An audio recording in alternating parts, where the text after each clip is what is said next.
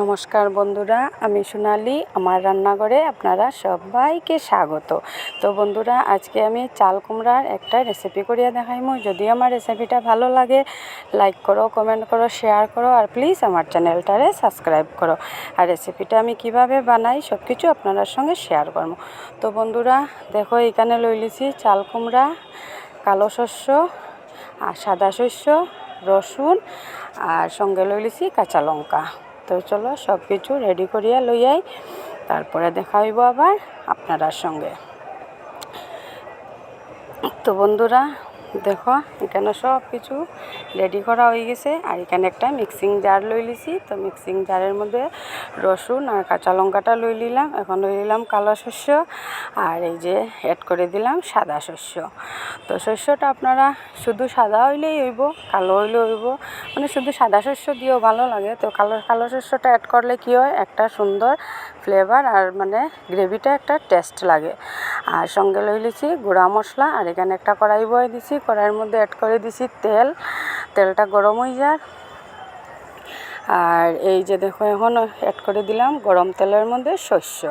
তো শস্যটা একটু ভালো করিয়া ভাজা করিলেই, মানে কষাইলেই মশলাটারে। তো এখন আমি গুঁড়া মশলা অ্যাড করে দিয়া জিরার গুঁড়া, আর অ্যাড করে দিব এখন হলুদের গুঁড়া, আর অ্যাড করে দিব লাল মরিচের গুঁড়া,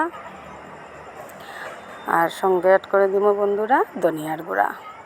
তো এটা আপনারা মশলাটা আপনার পরিমাণ মতোই অ্যাড করবা, যে আর যতটুকু মানে যতটুকু খাইন বা যতটুকু প্রয়োজন অতটুকুই। তো এই যে দেখো, মশলাটারে খুব ভালো করিয়া আমি কষাই লইলাম। এখন এটার মধ্যে অ্যাড করে দিব কাটিয়া রাখা কুমড়াটারে। তো কষানি কমপ্লিট হয়ে যায়। দেখো কি সুন্দর তেল ছাড়ের, মশলাটায় তেল ছাড়ি দিছে। এখন আমি এটারে কাটিয়ে রাখা কুমড়াটা অ্যাড করে দিই।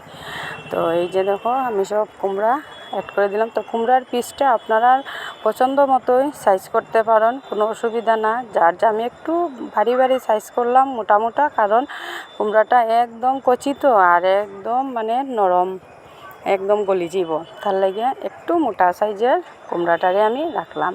আর এই যে দেখো, মিক্সিং জারটা ধুইয়া আমি একটু মানে জল অ্যাড করে দিলাম, যাতে কুমড়াটা খুব তাড়াতাড়ি সিদ্ধ হয়ে যায়।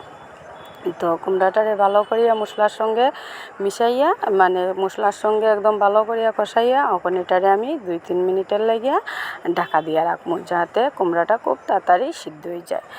তো কুমড়াটা সিদ্ধ হওয়া পর্যন্ত অপেক্ষা করি। তো এই যে দেখো বন্ধুরা, আমার কুমড়াটা মানে সিদ্ধ হয়েছে না, মোটামুটি মানে একটা বলক আই গেছে।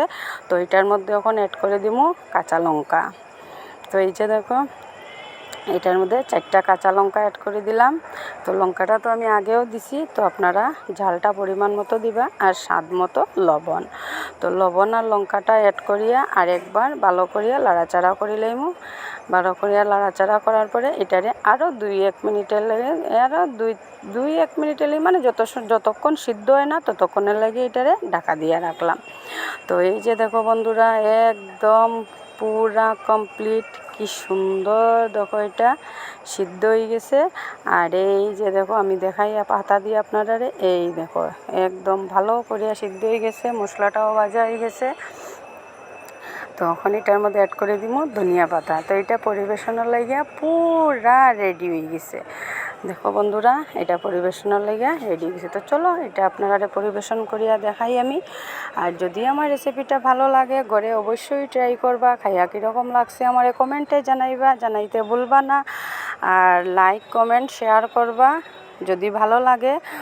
আর তো আমি এটারে এখন পরিবেশন করি, একদম সিম্পল আর ঘরোয়াভাবে খুব টেস্টি রেসিপি বন্ধুরা। আর এটা বন্ধুরা আমি খাইয়া আপনারারে মানে টেস্ট করিয়ে আপনারারে ভয়েস ওভারটা দিয়ে দারুণ লাগছে, দারুণ, মানে গরম ভাতের সঙ্গে খুব দুর্দান্ত একটা রেসিপি, একদম সহজভাবে।